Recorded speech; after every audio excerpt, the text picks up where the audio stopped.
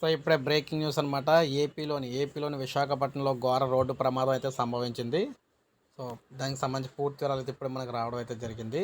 విశాఖ జిల్లా పెందుర్తి సమీపంలోని అక్కిరెడ్డిపాలెం వద్ద రోడ్డు ప్రమాదం జరిగింది. వ్యాన్ను లారీ ఢీకొట్టిన ఘటనలో ముగ్గురు అక్కడికక్కడే ప్రాణాలు కోల్పోగా 8 మందికి తీవ్ర గాయాలయ్యాయి. క్షతగాత్రులను విశాఖలోని కేజీహెచ్కి అయితే తరలించారు. ఏలూరు జిల్లా తాళ్లపూడి మండలం తిరుగుడు మెట్ట రామకృష్ణ కాలనీకి చెందిన వారంతా కూడా వ్యాన్లో శ్రీకాకుళం జిల్లా పొందూరులోని వివాహానికి వెళ్లారు.